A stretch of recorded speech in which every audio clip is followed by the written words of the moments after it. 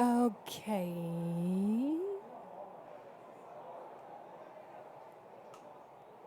So, there we are. Hello. And the stream is back. Welcome back on Machine TV. I'm Mháire from Orkinsparta TV. And this is Arto. And Arto is from Random Potion, a Finnish studio, right? Yes. Yeah, you have to get really close to the microphone in here. Yeah. Okay, so Random Potion is working right now on basically a classical RPG. Tell me a little bit about it. What's it called, and what are you aiming for? Okay, so it's called The Dark Eye Book of Heroes, and what we're really aiming for is to make a digital role-playing game that feels as close to your usual tabletop role-playing game experience as possible. So we want the players to in the multiplayer mode, especially we want the players to interact with each other, like talk. Okay, should we take the door on the right? Should we take the door on the left? I have a bad feeling about that direction. Like, hey, where are you running? Why are you? Oh, you died. So it's always the dwarf. What I learned yesterday a term for something like that. The scream at your friends game. Yeah, there is a bit of that, yes. Oh yeah, and you already said the Dark Eye, so it's based on the Dark Eye license. Yes. How did that happen? Well, kind of. It was a kind of long story. We were originally, because we wanted to make the game feel like a tabletop game, so what we did was look for a tabletop license, because I felt I loved Baldur's Gate, and one of the reasons I loved it was because it used the actual AD&D rules, so it was a lot easier to understand than most role-playing games on PC. And I wanted to do something similar, so we went looking for different kind of tabletop rules that we could use. And basically at first, we don't find any, we have to just make our own or something. And then we had a meeting with Elysian Fields about, they were in Going Connection in November in 2017. And they were like, okay, we have this license Dark Eye. I was like, yeah, I know Dark Eye. I played some of like Chains of Satina, the adventure game, so I slightly knew what's about. And we're like, okay, it sounds interesting, and our game is pretty easy to turn into Dark Eye game. But then we didn't hear about them for a long time. They were quite busy. And then we started talking with Wild River. Yeah, which is your publisher? Yeah, it's our publisher. And suddenly we have a call, like, and they're like, what would you feel if you made this, how do you feel if you made this a Dark Eye game? I was like, yeah, that sounds pretty good. It's exactly what we were looking for, so of course we were quite excited. And then we started to actually look into the Dark Eye universe. I thought originally this kind of a dark fantasy thing, but it turned out to be much more varied than. Yeah. The Dark Eye has a lot of different tonalities. You can play it in lots of different ways and regions and modes. Basically, you can have really horror, and you can have really specific, realistic medieval bits. So I guess yours is going to be very more fantasy. Yeah, more fantasy, more classic, more like. Yes. I use the term dungeon crawling, but I don't like it because it has these connotations with action RPGs, which we are not. Yeah. It's not a dungeon, go in the dungeon, kill everything type of game, but it's still a dungeon adventure, because we wanted to go with the classic test. The whole social system, playing like a tabletop game, is kind of new to digital games still, so we wanted everything else to feel quite familiar for people who have played. Yes, and it looks very familiar. I had the chance to go to one of your presentations at Gamescom. I saw it first at Redcon, which is the convention of Ulysses Spiele, who are the publishers of the Dark Eye.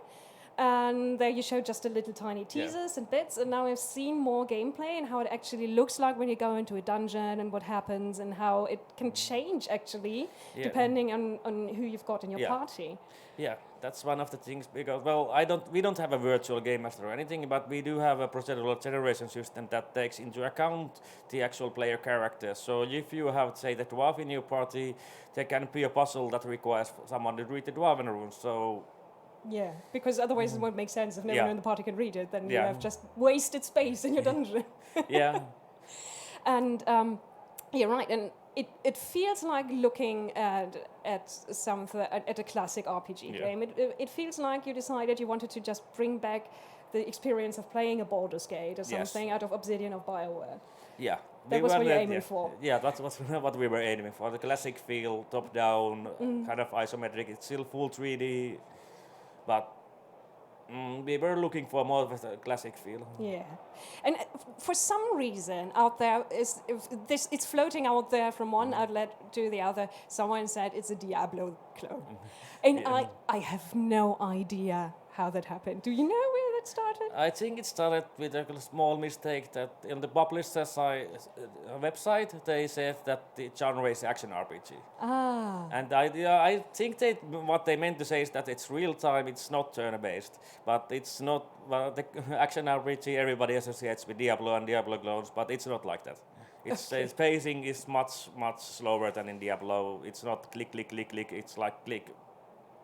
And then, yeah, it's like we've talked about this because we were also wondering: is it turn-based or is there unseen turn-based system in the background? But it's basically cooldowns. Yes, basically it's cooldowns. We try to use the Dark Eye rules, follow the Dark Eye rules as closely as possible. So what we do is in Dark Eye the round is 4 seconds. And it might still change when we do more balancing. We might change in the game, so if it's 3 seconds, 5 seconds, what feels the best. But anyway, everything that's in the rules says that it lasts for 1 round or it's 4 seconds in our game. Okay, and and it's like you click once and they auto attack the same character, and then if you want to make a special attack, then you have the choices about they're going for the same character. You don't have to re-click, so it's not. It's not action. It's not tactical. action. It's more tactical in that way. Yeah. Okay. Can you pause the game like everyone does in one of the old CRPGs always? Yeah, you can pause the game in single player mode. In single player mode. Oh yes. Let's talk about the modes. Yeah. In multiplayer mode, co-op. Basically, it's online co-op. It wouldn't make much sense if somebody could just pause the game. Yeah. Because people would start trolling each other, and everyone would pause every moment. Okay. And hi, Oliver. There's someone watching that I know. Hi. Hello. So we have a single-player mode and a multiplayer mode, but it's always going to be 4 people, and you fill up with NPCs. Maximum is 4 people, so you can play solo, just alone with 1 character, or you can play solo single player with at maximum 3 AI controlled henchmen.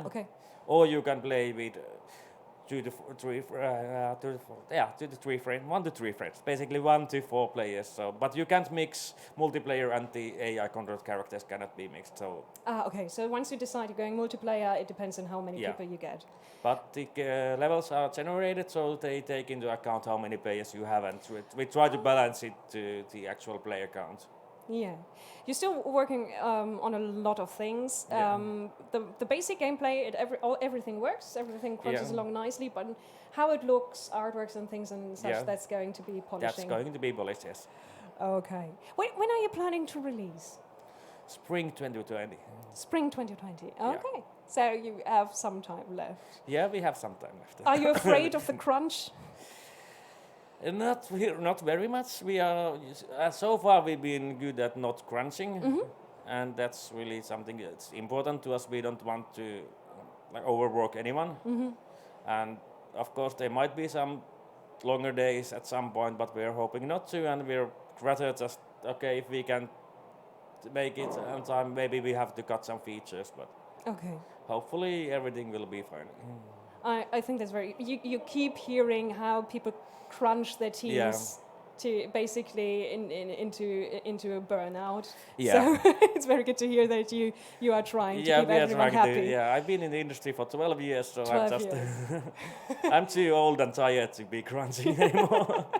But I do know people who are almost revere crunching, like it's so cool to crunch. So we're so proud that we've slept in the office. I'm like, oh God.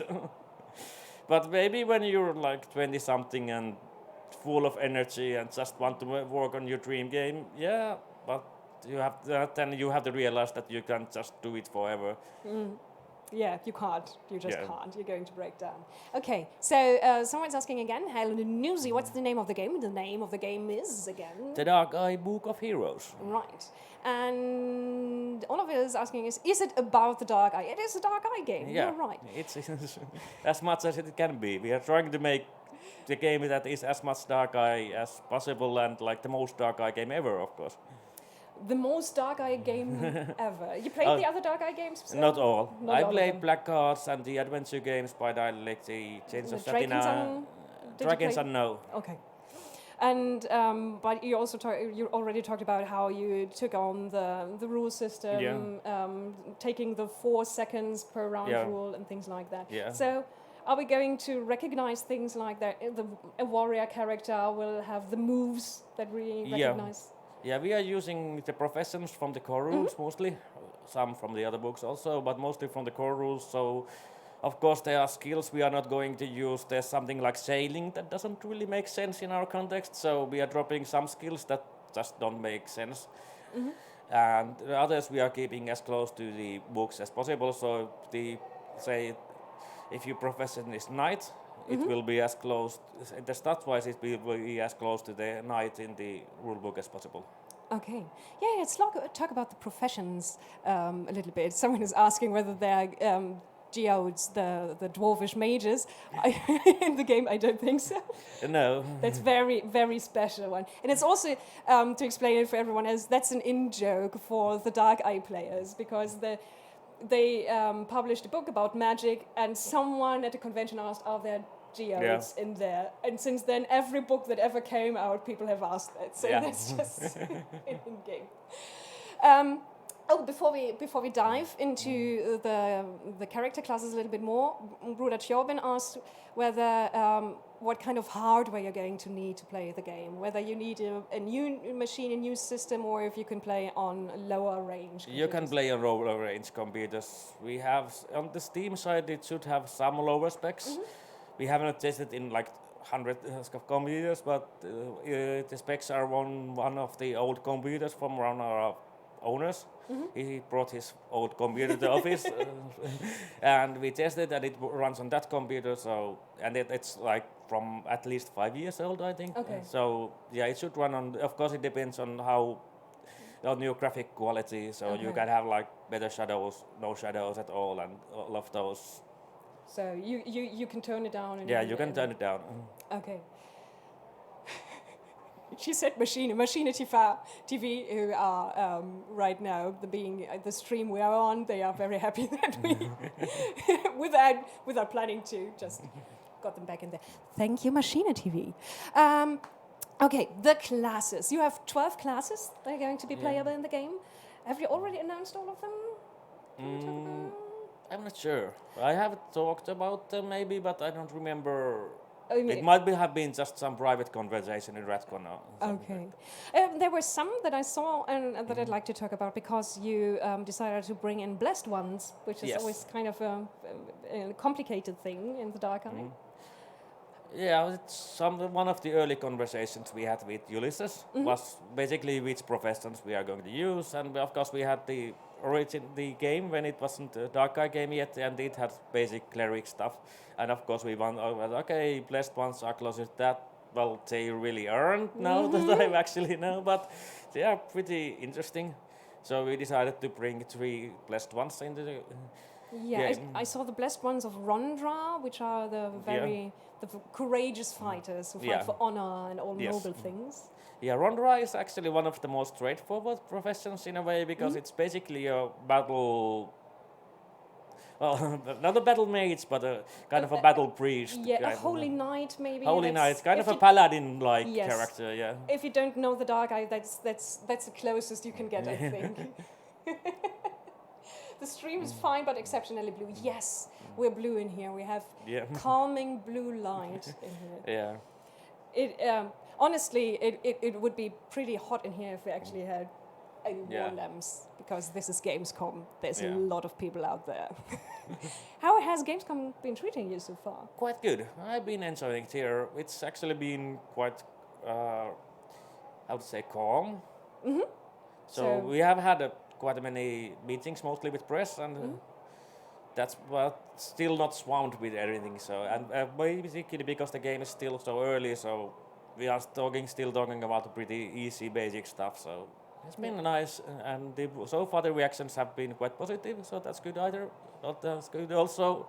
Well, we'll see when the articles actually come out. So what happens, you never know. But hopefully they like the game or like what they've seen. Yeah. Oh, yeah. Let's talk about a bit more gameplay-wise and things like that. Because looking at what you've shown us in the presentation and how you explain how it works, you have the dungeons. You also have regions that are outside dungeons, Yeah. forests, but they work like a dungeon. So they were Yeah. procedurally generated from Yes. smaller bits. Yes, they are.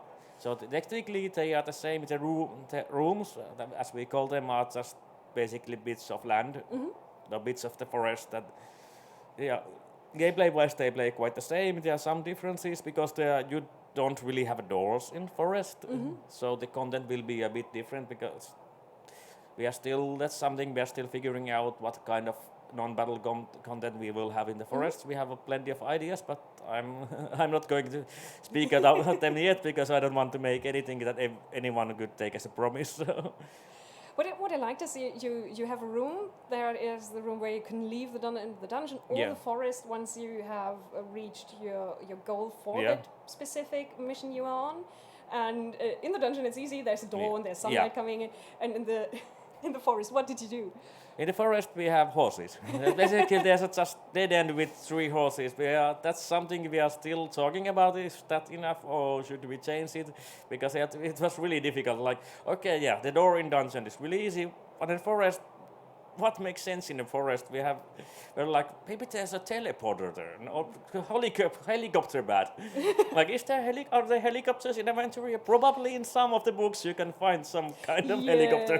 Yes, you can find some weird things if you go back to the early days of Yeah. the Dark Eye. You obviously did. You know those. Yeah, no. Brother Chauvin is asking if we will see new videos in the stream. No, we are not going to show new videos in the stream. And one of the reasons is that a lot of the art Yeah. and assets you have in the game, they are not final, so Yeah. we're still changing things. Yeah, we will be sharing new videos along the like when we get new stuff that we are ready to show, we will release some new videos. Okay. Where should people look out for this? On Steam or on Facebook? Steam, Facebook, Twitter. There's a mailing list on the publisher website, wildreal.games/DSA, I think was the address.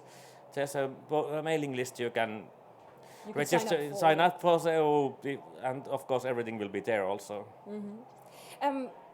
Have you already kind of planned how many rooms you will have to make up dungeons and things like that? Well, that actually depends on the dungeon a bit. So what we do actually, we don't count rooms as much, we count encounters. So everything in the game is an encounter. It can be enemies, it can be treasure, it can be a puzzle, it can be NPC, so on. So we basically decide like this adventure has say 10 encounters, and then we just start generating from there. And Okay. then we can adjust like, okay, between encounters do we want 1 room, 2 rooms. So some of the adventures will be longer, some will be shorter, some will be more difficult, Okay. some easier. So Okay. And the whole thing works. You have a hub where Yeah. you either get your NPC mercenaries or where you meet with your friends. yes, that's the Inn of the Black Boar from the Classic. classic. We actually had the tavern before we were Dark Eye game, and then of course everybody likes it has to be the Inn of the Black Boar. Yes. It has to And be that one. Yeah, it will be that one, and so there you can meet your friends or hire mercenaries, shop. You do the character presenting and Yeah. maybe something else too. We'll see what we have time for. Oh, okay. So maybe there's going to be more features depending on Yeah. how it works out with the timetable. And then you decide on a certain mission that Yeah. you want to go on. Yes. And you can replay them, of course, since Yeah. they Yeah. rearrange. Yeah, because they are procedurally generated, you can replay them, and because they depend on the characters, so and they depend on your personal storyline, so you might have content that you didn't have before in some levels. And, Okay. How often do you think you can go back before you've seen everything? Is there kind of a formula for that? not really a formula, and I'm not sure yet. Not sure. Several times. Yeah. Let's stick with several times. Yeah, it will probably depend on the adventure also. The more complex, longer ones, of course, will have more options. But Okay. They will rearrange more things. Yeah. And Right. You just said that your personal story can also show Yeah. up in the encounters. Let's talk a little bit about that. How does it work? What kind of personal stories? Yeah, so all the characters have this have backgrounds. So when you're generating the characters, you create also a background for the character, where they come from, what they want to do, and everybody has a mission. So mission is basically the kind of overarching goal for the character. Something like, okay, there's this big bad guy I want to who killed my parents, and I want to kill them. Kind of things to, I don't know, maybe becoming the best swordsman, or we'll see what all, everything we can find. Basically, then you will get quests that are simpler ones. Are basically, okay, I want to find this bad guy, so I have to find hints. So, okay, I heard that there are these letters he has written, and they are in this old dwarven dungeon. So I'll go to an old dwarven dungeon and see if I can find these letters. And if I can, then okay, the letters will contain more tips and so on until you finally reach the bad guy and your goal. Okay. Yeah. What you showed us was for one of the quests, you were asked to find certain things and a certain amount of them, but you couldn't find them in all the dungeons. So it depends on where you go. Yeah. And you can kind of guess from what kind of mission it is where you should go. Yeah, you can usually the mission like the quest description has some kind of hints like okay, you've heard that they are near an ancient temple, so better go to a mission that takes you to an yeah. ancient temple. Yeah. Makes sense. Yeah, some of them are more straightforward, some of them are more like harder to find, so Okay. Yeah, and you decide at character creation. You showed us how character creation is going to work, and it works with the system with a few choices where you always have like 4 different things you can decide on. Yeah, you have 4 different at the same time, but you can also redraw those. So they are they're from a pool of from a larger pool, and then you can also redraw. So basically, if you want, you can go through all the choices. So we are not forcing anybody to like. I really don't want to make this kind of character. So yeah. So you can go again. Yeah. So, so if you team up with your friends, not everyone is going to be hunting for the same crime boss or goblin or something. No, we are trying to get a lot of variety into those. And it is presented as a card game, which is a card game inside the Dark Eye game. Yeah, in cards. In right? And they're absolutely beautiful. And they've been newly made, newly painted. Yeah. So just been presented. Yeah. And that's because you work really close with Ulysses, the publishers of the tabletop RPG. Yeah. We are basically almost every day talking with them, at least in our Slack or something, and then we have a weekly call with their art director and our with Nadine. With Nadine, yes. And she's also a gamer, so she's probably very keen on the job. Yeah, and she's really fun to work with. Usually we just like show her images, and she's like, okay, this is really good, but you have to change this little bit because reasons, and we are like, okay, yeah, but we haven't had really any problems working with that. Okay, she also visited you in Finland. Yeah, she visited us in March, I think it was this year. Yeah.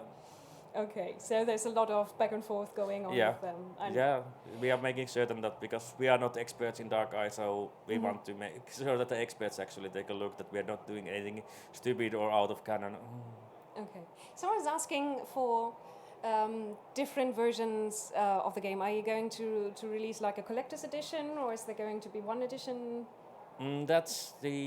There is talk about collector's edition, but that's more Ulysses stuff. So I think I'll let them talk about it when they have time. But if Ulysses is working on something there, so maybe something book-wise, something printed. So yeah. Maybe not. Maybe not. Watch this space. Machine TV are asking, do they have an official website, and then they would post it here for the chat? At the moment, we only have the wildriver.games/DSA site. Wild River Games, the publisher /DSR. Yeah. Das Schwarze Auge. Yeah. Currently, it's still only in German, but hopefully they can get the English version also online, and of course the Steam pages.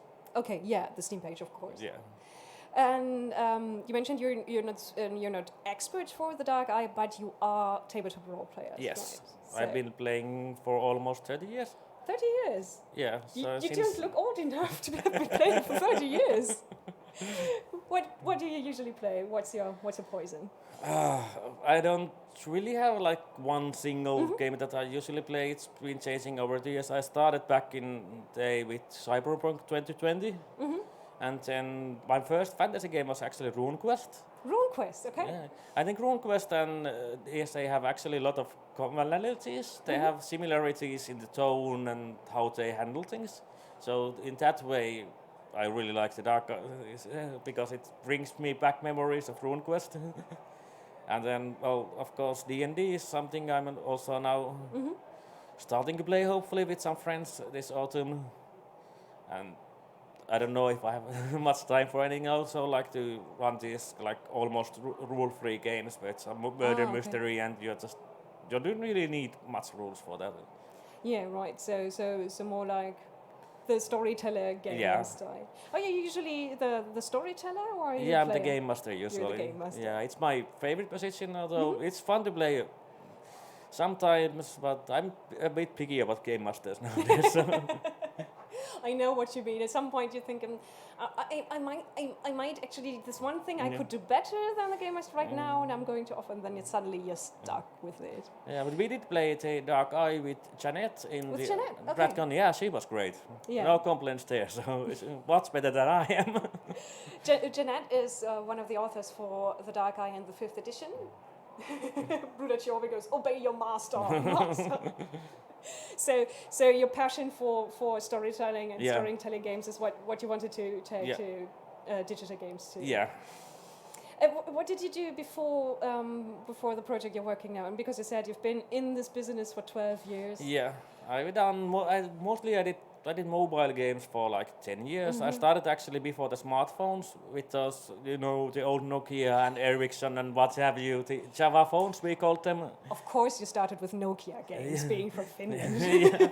Well, they weren't exclusively Nokia. They were just for any Java phones that was back in 2007. I made 1 or 2 Star Wars games and a Wall-E game and a version of Puzzle Quest. That was kind of my first role-playing game-ish game I ever made. I was a game designer on that. And now you finally managed to sneak your way into really doing the RPGs. Yeah, well, I did do some RPGs in the middle. In 2009, I first started my first company, and we did a game called Rhymeland Hammer of Thor. It was a turn-based. It also had some roguelike elements, like generated dungeons, but it really didn't need to have it. It was pretty much a linear story-driven game. The story wasn't that good, but everybody loved the game mechanics. It was basically like, if you know the board game Hero Quest. Yeah, I love it. It's a classic. Yeah, it was basically inspired during the early days of that production. I just played the Amiga version of Hero Quest on an emulator. And I was like, yeah, this is pretty fun on computer, but the interface was a bit clunkier. There were things that could be streamlined, so I started working on an idea like it was for the iPhone, back in iPhone 3G days. And so you have the dice rolling on the screen, but the twist is that you can, when we were working with it, then people were complaining, okay, the dice are a bad item. And I want the dice, I like the dice.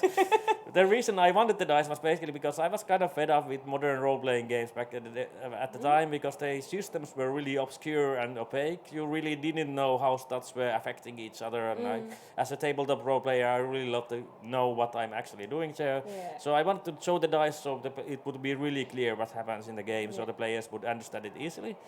But they were right. They felt random, and everybody felt that they just slow down the game, and you don't really need to look at the dice anymore. Anyway, because the result is always the same, so we added a reroll mechanic. So you have this. It costs 1 mana point to reroll, and you always have 5 mana points maximum. Okay. So then you have to look at the die. Then you also have the reroll there, so there's a bit more interaction there, and it's just clicked. And then suddenly people were like, people love the dice suddenly. Now that you're talking about it, I noticed that in Book of Heroes, you can actually see tiny D20 popping up above the people. So yeah, we added that quite lately. It was basically, I was testing the game and I felt that I just needed more feedback, especially because we are using the rules, so you're not going to hit with every. In modern combat games, you almost always hit, and then just damage varies or something, but not in Dark Eye. And so I needed to come up with something that makes it feel a bit more. And I think now it works a lot better that you can see, okay, it's the dice that. Yeah, but you also have a log that Yeah, you keeps have track also of the everything. you have the combat log that gives you the detailed information. Yeah, and the things that you showed us, we talked about encounters and how not every encounter has to be fighting. Yeah. And you also talked about how you got a lot of feedback that people actually want more puzzles and more interaction. Yeah, especially in RatCon when I was talking to a lot of people, the message was that, okay, we want a game that has something else than combat because that's one of the strengths of the Dark Eye, that it's about a lot more than combat. And I really agree that was one of the goals even before Dark Eye we had to have something else than combat. And now we are constantly working on coming up with new ideas, coming up with ideas, even if they are enemies, how you can circumvent them or stuff like that, but it's still quite early for those, so I don't have many examples yet of. Okay, but you're going to be adding more in that video. Yeah, we are going to add a lot more non-combat stuff there. Okay, and on RedCon, of course, there were all the fans of the tabletop game, and they had specific questions, and for them it was important. When is it set, and where in the world of the Dark Eye? So it's in Midden Realm. At Kosh, Kosh and North Matches. Maybe some other areas also. I'm not certain yet. We'll see where we set this. Depends. We still have to talk with Ulysses about, like, okay, we have this idea for the adventure. Where should we set it? And it's going to be basically the current year. It's 1040, I think. So it's the current era. Okay. And how was RedCon for you, and how was the connection to the fans of the Dark Eye? It was really nice. I think everybody was really fun and nice and supportive, and seemed really positively excited about the game. And I had a lot. Well, it was really easy to acclimate myself there because I've of course been in lots of role-playing conventions before in Finland, especially, and RedCon felt exactly like that. It was a role-playing convention. Like, okay, there's where you can sign up for the games. There's where people are giving presentations. There people are playing. There's the art sellers, and it's this is just like a role-playing convention. I'm feeling right at home here. There's something like I think many people in Germany are not quite sure about how are there role players in Finland. Yes, there are quite many. So I mean Sweden, a lot of people didn't realize, but they have real big international comeback with their games, and everyone knows. But Finland still. Yeah, they are not that big internationally big Finnish games. There are some games that have been translated into English. There's at least Stalker that's based on the. What is it? Big Roadside Picnic book? Oh yeah, yes. Roadside Picnic. Yeah. Where also the Stalker the computer game, games are based on. Yeah. So there's a tabletop RPG for that. Yeah, there's a tabletop RPG for that, and it's also available in English. I think it's probably in drive-thru RPG at least, and I haven't played it myself, but it's actually a dice-less game. It has a system, but it actually doesn't use dice. Okay. So it's pretty neat, and people are really loving it in Finland. Okay, well, thanks for the recommendation. I'm going to look that up. And we're slowly coming to the end of our slot today. We're doing 45 minutes today, so I think this is a good moment where to recapitulate what we've talked about. Yeah. So, The Dark Eye, Book of Heroes. Yes. When's coming out? Spring 2020. That's the Spring 2020. And as much as I can say. And you can get it on Steam. Steam, yes. And in retailer shops, I guess. No information about that. No information about that. Depends on what the publisher says. Yes. But that is Steam, that's certain, because we already have the Steam page. So. Okay, so you're not one of those people who have run off to the Epic Store? Not yet, at least. No. Hopefully not. Okay, and it's set in the Dark Eye world, in the recent world, and you're working very close with publishers, Ulysses. And Random Potion, you started out with 6 people, and now how many are you? We are now 10 people. 10 people, yes. So you're actually a very small company. Yeah, small. Well, my first company was 2 people, so it feels like a really big company to me. And how do you decide which people to get for your company to work on that? Do you test whether they are actually role players? We do ask in every job interview. Do you play tabletop role playing games? Some have, some do, some don't. Most of them are like, I think everybody who works at our company is at least interested in tabletop role playing games, and we have had a couple of sessions of the Dark Eye, of course. At work, so and we are looking to do that a little bit more. But now that we are 10 people, we need to like talk about how we divide it. Do we have two game masters or because one game master and 9 players is just way too much. Oh yes, that's going to be. You can do it, but everyone has to be very silent. Yes. Okay, and one last thing I would like to say again, because it's out there. It is not a Diablo clone game. It looks and it feels like a classic RPG. Yes, and it's not an MMO. Yeah. So, thank you for being here. Thank and you. Talking with us about role-playing and Finnish gaming and about the Dark Eye Book of Heroes. And I'm looking forward to seeing more of this. And last thing, just hard facts that we didn't talk. We talked about classes and how that works. Yeah. Races. You can play humans. Humans, dwarves, half elves. Okay. So all the basic 4. The standard 4. Yeah. Standard folk, the pretty folk. Yeah. Okay. Thank you very much. And we're going to go into a break, I think, and then and we're going to get a little bit of air. We're sitting here in something, they call it the aquarium, because there's a huge plexiglass window. And I think it's technically a terrarium. Terrarium, yeah, it's more like a terrarium. They are also quite hot places. Okay, thank you so much, and I'm signing off. Goodbye. Bye.